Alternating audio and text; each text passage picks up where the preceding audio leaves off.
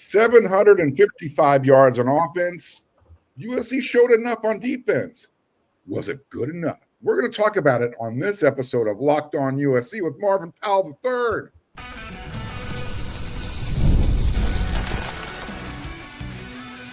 You are Locked On USC, your daily podcast on the USC Trojans, part of the Locked On Podcast Network, your team every day.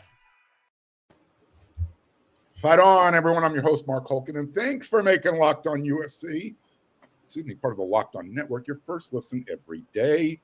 Whether you're watching this show on YouTube, wherever you want to download this podcast, this show is always free. This show always appreciate your support. And this show is coming to you with Marvin Powell III. We are going to break down the latest USC game. They are 2-0, 59-20 over Georgia Southern.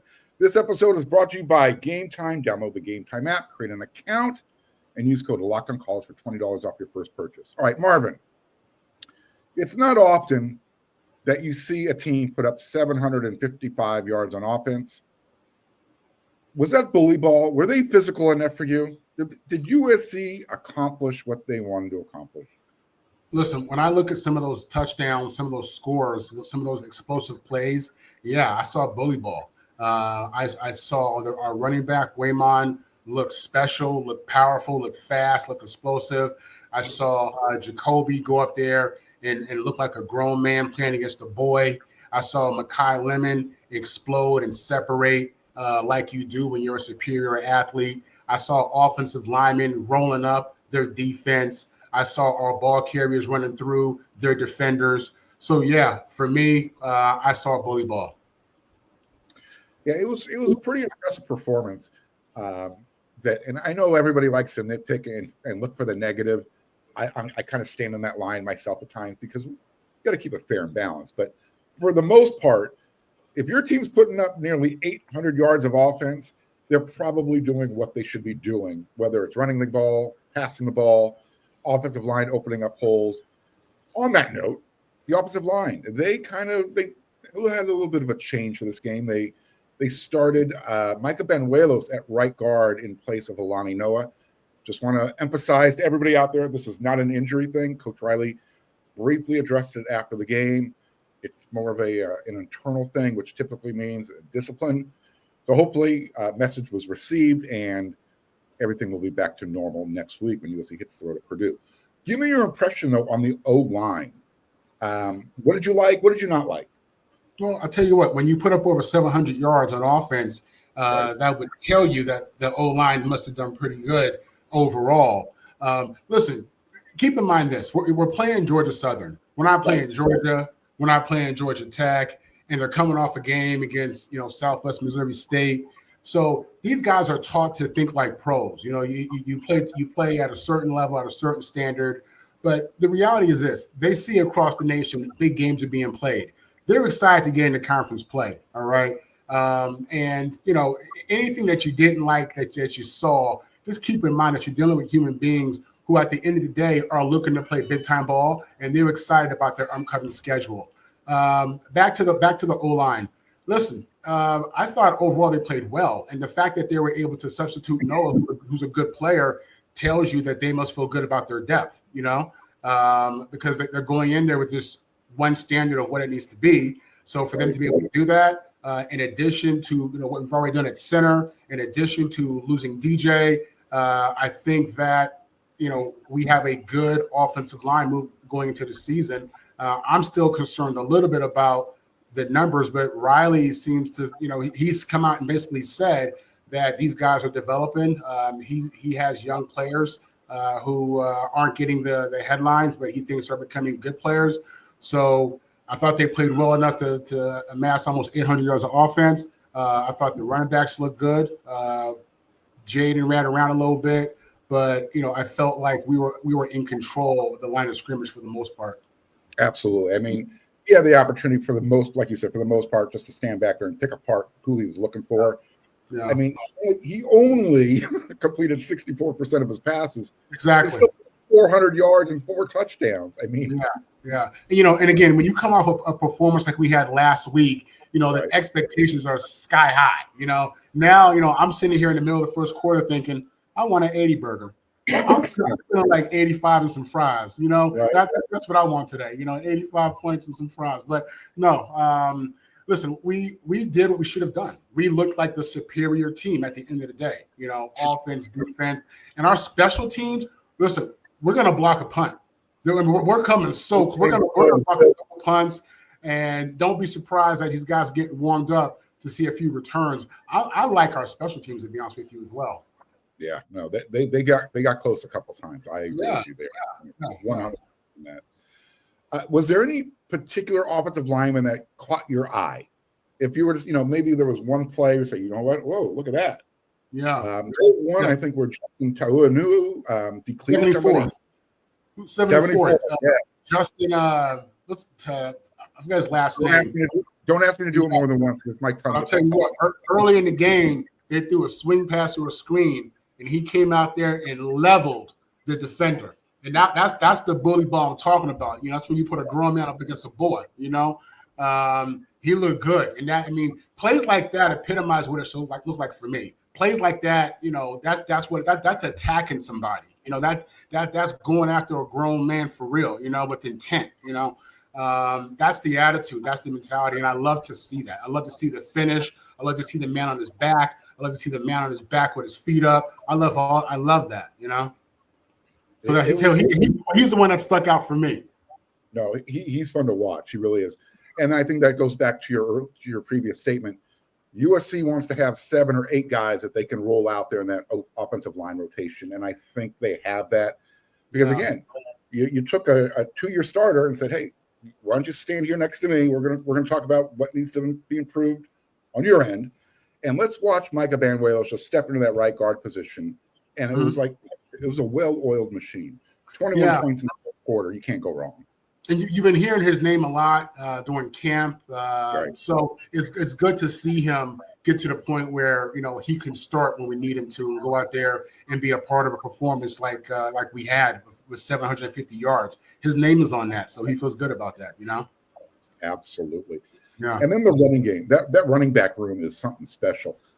I watched Waymon Jordan, and he uses that jump cut like I've never seen before. He gets to that jump cut, he puts another foot in the ground, and he's gone. Yeah. Who does he remind you of?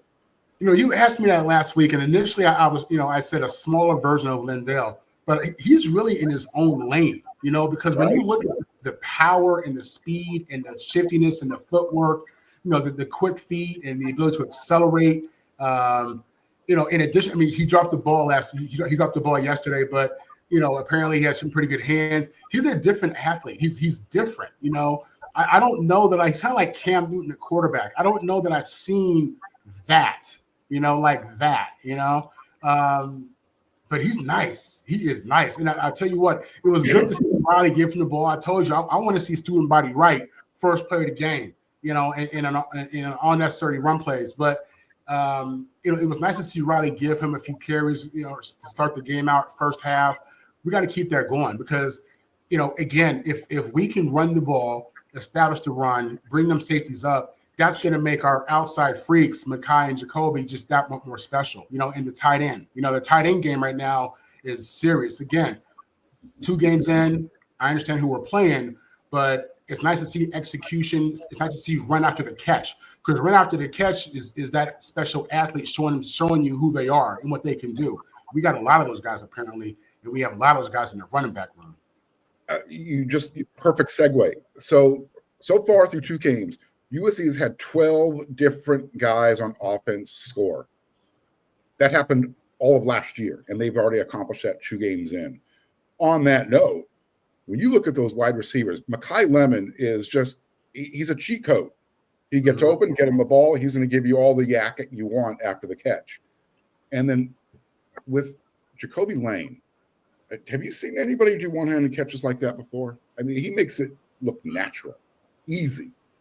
Yeah, he's special. A little bit of Mike Williams, a little bit of Keyshawn Johnson, a little bit of I was gonna say Randy Moss, but that goes back to Mike Williams.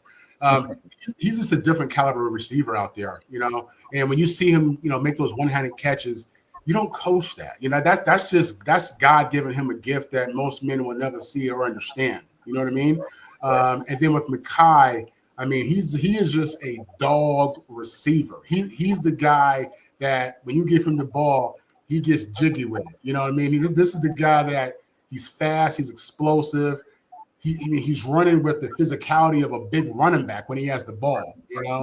He's different. So, I mean, we're looking at easily two of the top 5 or 6 receivers in college football right now, if not even higher than that. But these catches, these efforts on the outside, and listen, even I'm hearing some chatter about our third receiver. We got a third receiver. I think it's Prince, number 17. I think he got hurt. And you heard Riley, name dropping this guy, mentioning his name a little bit. I think he's our third guy. I don't know the extent of his injury from last week, but we got a crew. We have Jay Fair, this kid from Zach from Utah. Zacharias Williams, right? DJ Jordan flashed a little bit last night. He looked good. Yeah. So, starting with our top 2 guys. I mean, I think we're different at that position without question, and I think our depth will continue to show itself throughout the season. It's early, It's early. New offense for some of these guys. We're playing freshmen. We're playing transfers. That game experience is different anxiety. As we get on, the competition will get better, but so will we. Oh, absolutely. And you already brought up the tight ends. I mean, that added component to Lincoln Riley's passing game, his passing offense, you see what it can do. When you've got all 3 phases of your offense working, running game, wide receiver passing game, and the tight ends getting mixed in there, not just with catching the ball, but also blocking, opening things up. Right. This makes this offense really potent. And you see the results, 755 yards. And if we're being honest, they didn't play a great game. They played a good game. Right. But they weren't even close to playing to their capability. So there's a lot to look forward to as they get ready for the road this week.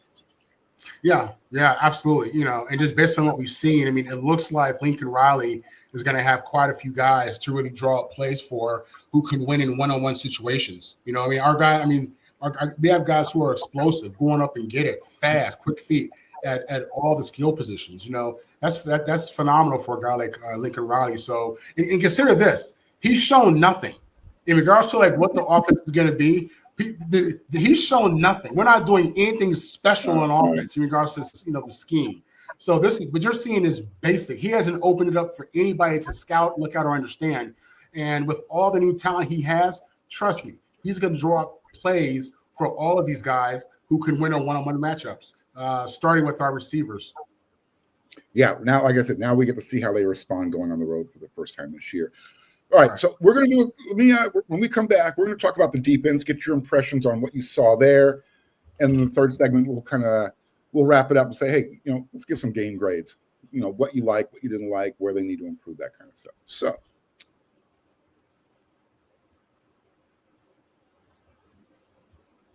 when the opening whistle blows and a new repair gets your crew moving forward with Supply House, that's who you need to use, Supply House. Order today and see parts on your doorstep tomorrow from over 280,000 plumbing, HVAC, and electrical items from the most trusted brands in the business. Supply House is your company. Their real-time inventory and honest lead times keep you from punting projects, while the industry-leading customer service always has your blind side covered. If you need parts fast for a project, Supply House has your next day delivery. That's a game changer. They have their Trade Master perks, like priority shipping, dedicated support. It makes the whole process completely smooth. Join the free Trade Master program today and score serious perks like priority shipping, lower prices, and again, a dedicated support line. Visit supplyhouse.com, sign up for free, and use promo code SHCollege5 for 5% off your first order. That's supplyhouse.com. Real people, real service.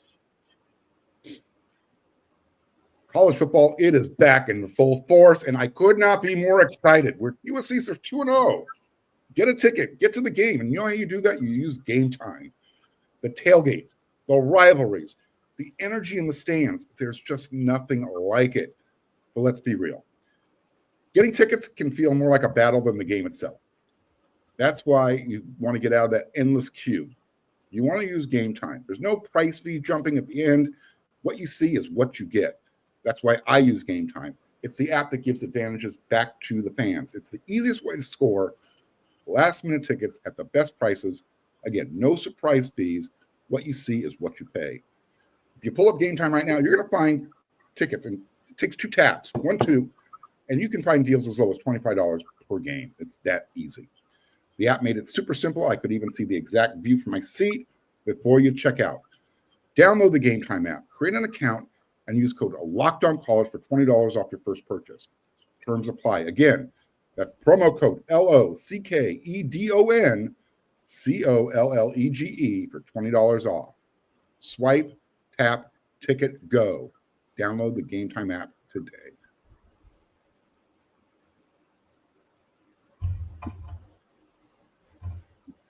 All right, Marvin. Did the defense get the job done? I mean, they gave up 20 points. It looked like they were getting gashed here and there during the run game. Gave up a couple of pass plays. Again, it looked like a defensive breakdown. Give me your impressions. Get me off the ledge because I'm ready to jump. Right, I know.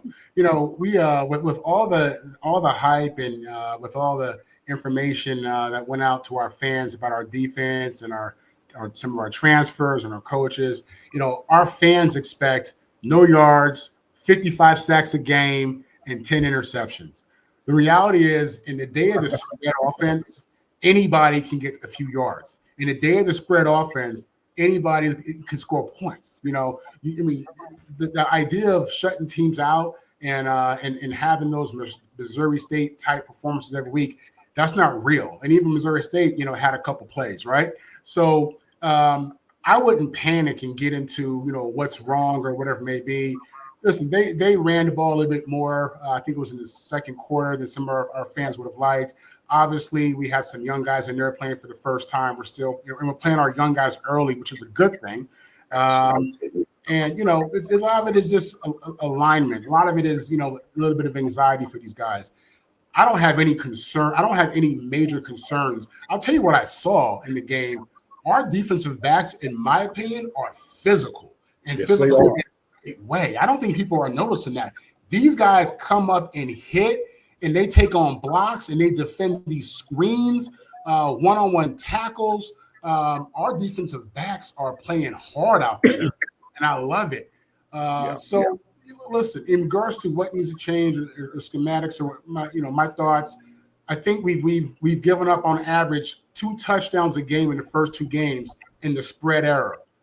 And let's keep in mind, as much as we were big favorites and we should have been, the reality is a lot of these schools, the Missouri States and the Georgia Southerns, they got a lot of bounce back players. I'm seeing, the Georgia Southern tackle, former player for Texas A&M, the Missouri State receiver, former player for whoever. So these guys, this isn't the old school, low division guys. They have players and they're making plays out there. But 2 touchdowns a game, first 2 games, I'll take that.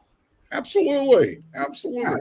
And I think what people look at, they kind of get lost in the stats. They look at the stats and think, it needs to be better than that. Look, against Missouri State, USC put up they had 5 sacks, 13.5 TFLs, a bunch of quarterback pressures. In this game, they dropped off. They only had 4 sacks. They only had 8 TFLs. They only got an additional 2 quarterback pressures. And people are thinking, you know what? You guys sold me a bill of goods. Yeah. Like you said, give credit to the other team. They're playing hard. They're doing what they can. Exactly. And yes, USC only got 4 sacks, but guess what? Anthony Lucas finally got 2 in his career. Those were the first. A lot of pressure. Yeah.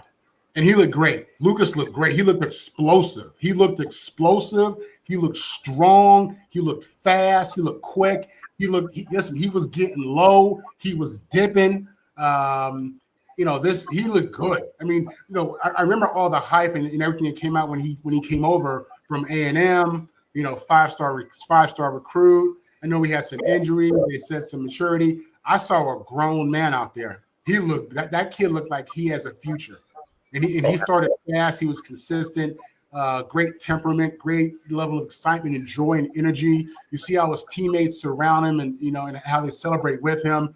He has a bright future this year. He really does. Without a doubt. I think the one freshman that's really starting to blow up, he's really starting to get comfortable. The game's slowing down for him. Floyd Boucard, number 88. When he lines up inside, I'm telling you, by the end of the year, I'm making the call right now. He is going to be a freshman All-American. Right. First team freshman All-American. Right. That's how good he is. How does this happen? Because I think it was at least 3 times in the game. Hands to the face. How does that happen so frequently during a game? That's like holding. It happens on every single play, and it's subjective, and you can call it whenever you want to, whenever you think you see it. But hands to the face is that's a common situation. That's common football interaction. It happens quick. A lot of times you don't see it.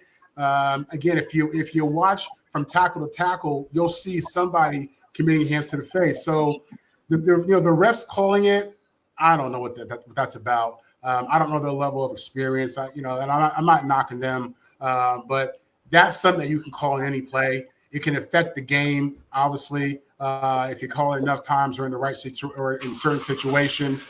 But I don't know what to say about that. Hopefully, we don't see that a lot going forward.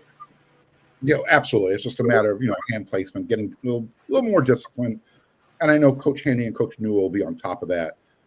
I know the defensive coach, a couple of the defensive coaches after the game were disappointed. I did not like the way we played. It wasn't about the effort. It was just about missed assignments, not doing the job. And that's good, though. That's good because the standard is the standard. The standard is the standard. So while we see 700 yards of offense and, we see only giving up 2 touchdowns a game, the reality is, the work is in the details. The details are everything. And what the coaches are telling you is, in spite of this lopsided score and this overwhelming butt kicking, we can get better, and there are opportunities to get better, and that's a good thing. And that's just good coaching. That's evidence of good coaching, and them letting you know that they're not satisfied with the obvious, which is we were a much better team, and it showed. Absolutely, and you brought it up. You talked about the secondary. I think that's been the biggest improvement that people can see with their naked eyes right now. The physicality of it. Seeing those cornerbacks on run support, watching DeCarlos Nicholson read the play in front of him, jump the route, make that interception. Yeah. Trojan Reed, when he was brought in this offseason to be the cornerbacks coach, he says, I don't want dogs. I want dogs that bite. And that's what we're seeing from guys like Braylon Conley and Marcellus Williams and DeCarlos Nicholson and anybody who's thrown out there to get the job done. Again, there was, in my opinion, the only one breakdown was that communication gap between, I think it was DJ Harvey and Bishop Fitzgerald, the safety. But other than that, you have to look pretty long and hard to find room, areas for improvement.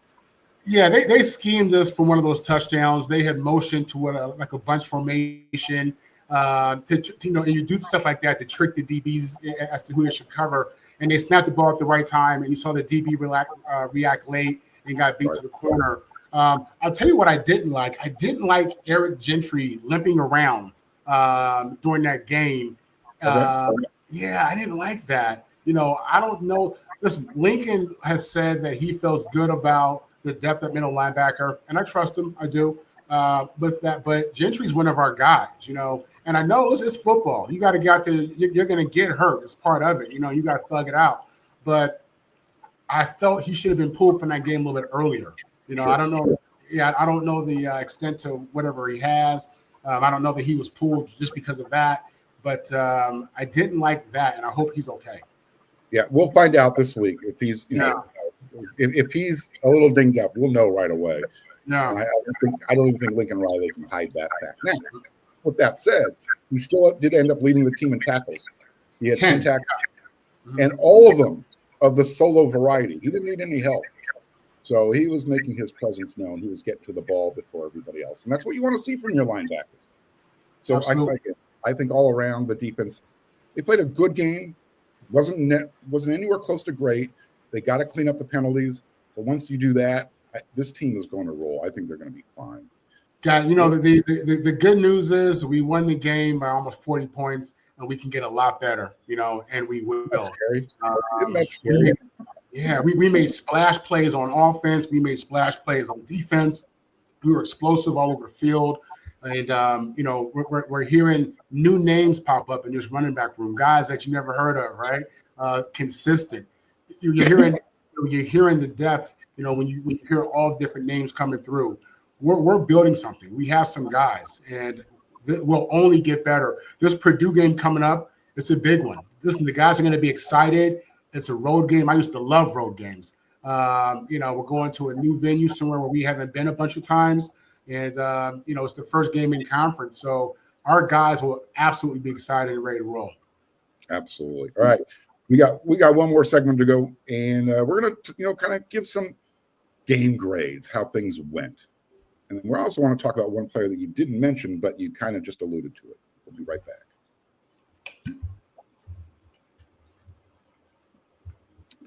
Quick question for all you college football fans out there. If you could go back in time and sit front row at your school's biggest rivalry game, what would you be wearing?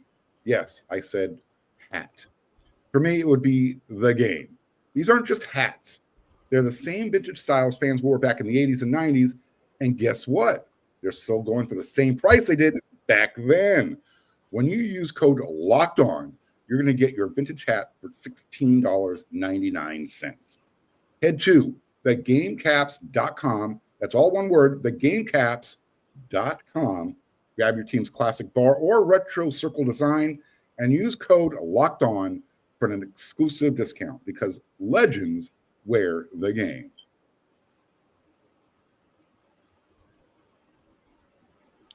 All right, Marvin. So you were talking about guys who are kind of showing up out of nowhere. I think the one name that everyone's wondering, who is King Miller and when is it going to be put on a scholarship? Because that's 2 games in a row now where you put him back there, line him up in the I formation, and he's taking off for the end zone. Well, USC's going to have to make a decision because this kid has increased his value quite a bit, and people around the nation see this. So, yeah, absolutely. He's earned. I mean, listen, just in these first 2 games, he's earned it. His value is now that of a scholarship player and beyond. So, yeah. Coach Lottie was actually asked that in the press conference. When is he getting the scholarship? Because to your point, once the season is over, because that transfer portal is out there, someone's going to be saying, hey, King, how much do you want to make over here? You're not going to be third on the depth chart. You might be first or second. It's a business, man. You know what I mean? It's a business. And the best part about it is when he makes these long runs, his brother is playing offensive line, Caleb. He's helping opening up the hole. So both these young men, they walked on to USC, and it's like, hey, you know what? Let's reevaluate how good we are. And that's what you want to see, guys stepping up doing that. Absolutely. And those walk-ons are special. You know, those guys love team. They love being on that team. They love the school. There is a different level of commitment walk-ons, man, and they have been valuable to every college team from the beginning. You know, they're everything. People do not understand the value of the scout team and what they do to get the rest of the team ready. They are literally tackling dummies. Yeah, absolutely. They are there to take the abuse and make everybody else better. Yeah, you've got to tip your hat to players like that because, like you said, you have to love the game if you're willing to do that. Yeah, those guys are all team, no ego. Absolutely. So, if you were to give an overall grade for this game, letter grade, A, B, C, you can put plus minus in there if you want. Where would you go? I would probably have to go B. Okay. Overall. I was battling B and B minus because, again, the standard is a standard. Again, big picture, we made a lot of splash plays, a lot of explosive plays on both sides. We showed dominance throughout the game, but there were sloppy moments as well. And when you look at what's expected, what's been invested, and the caliber of athlete we have, I'd have to give him a B. Yeah. Yeah. You talked about special teams. Kicking the extra point, that's fine. Kicking a field goal, that's fine. what really impresses me is when USC is kicking off and every single kickoff is going for a touchback. You're now helping your defense. You're saying, all right, make them go 75 yards. Yep. I think Ryan Sayre, who wasn't the starting kicker going into the season, again, the hat, he had, so USC scored 59 points. That's 8 touchdowns. 7 of them hit the back of the end zone. I love it. I love that. Yeah, that was good. Were you good with the play calling overall, as far as Lincoln Riley's on offense? How did you like the play calling? So again, first play of the game, I'm thinking student body right. Here we go. Come on. And he's throwing the ball. Throughout the first quarter, first half, they ran it. So I was happy with that. Honestly, yeah, I was happy with this because I feel like he was more committed to running the ball in the first half, and that was important. And that has to be, for as much as he wants to throw this ball and get the ball to our guys all over the field, running the ball is where we win and lose everything. It's everything for us. It helps our offense and our defense, helps our quarterback, helps our outside guys. Running the ball is the key to our season. So I thought it was better than last week. That's what I'll say. I agree with that. That's a great – I thought the play calling was better this week in week 2, a little bit more balanced. It wasn't as pass-heavy, even though it's enticing when you got those guys out there on the outside like Mekhi Lemon and Jacoby Lane. Right. You want to throw it, which I was – to my next point. Does Jaden Mayaba look comfortable back there? I mean, he looks like a completely different quarterback compared to last year. Yeah, he looks like, honestly, I know he has a lot of games to play. He looks like an NFL quarterback, to be honest. He looks posed. He looks strong. He looks confident. He's not freaking out. You can see his emotional intelligence. You see this guy working through, I can't even call it adversity because it's, the guy threw 400 yards and 4 touchdowns to do for 300 yards in one half last week. But you see him just competent, and just in control. You feel like he looks comfortable. So Jaden's looking good. Yeah. Good. Lincoln's really, this is, throughout in the offseason, I felt Lincoln was really laid back, whenever the question of competition came up at quarterback. He was like, yeah, no, Jaden's the guy. Jaden looks good. And, he seemed real confident. And coming from the quarterback whisperer, the quarterback guru, I see why. He's been coached up, and this is what it is to be in a Lincoln Riley program. You're looking at it. He's a perfect example of that. Yeah, I think there was really only one drop back on the game from Saturday. Where it's like, no, Jaden, don't do that. He threw off his back foot. He was rolling one direction. He was throwing back across his body. But other than that, that's fine. Yeah, no, he's already had a couple. I know he wish he could take back from this game and last game, but that's small compared to the game. When you look at what he's done and where he's at now versus last year, he's different this year. Oh yeah, his confidence level, where his comfortability level with the team. I don't know if they showed it on TV or not, but after when USC's kicking off, the guys are on the sideline. They're trying to get the vibe going, get everybody all worked up.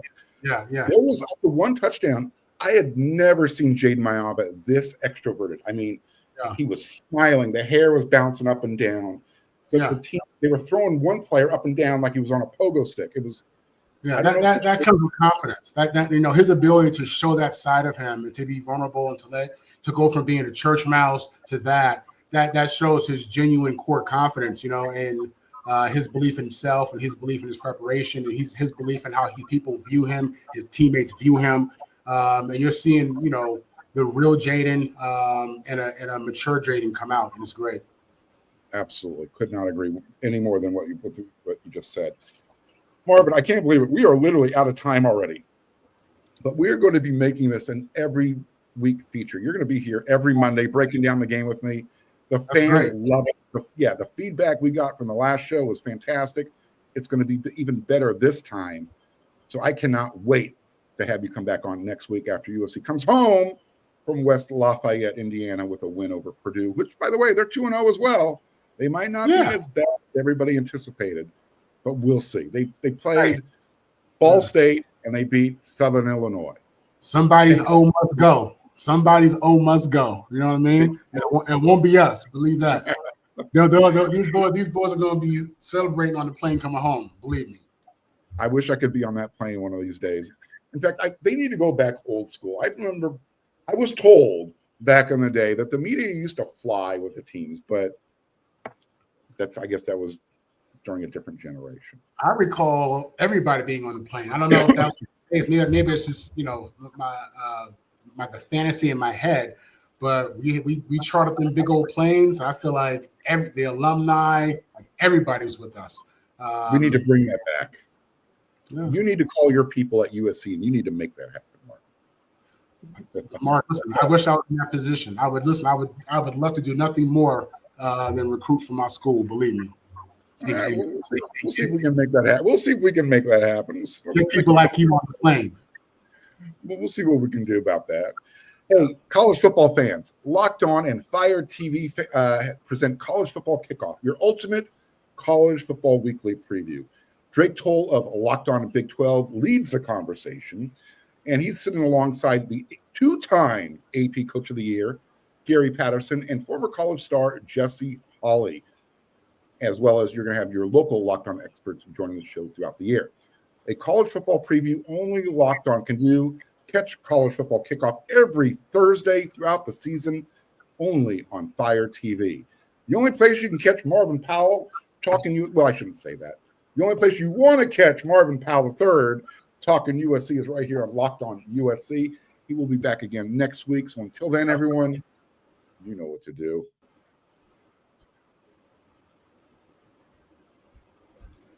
And don't forget, when you're done with Locked On USC, get on over there to wearesd.com. Take advantage.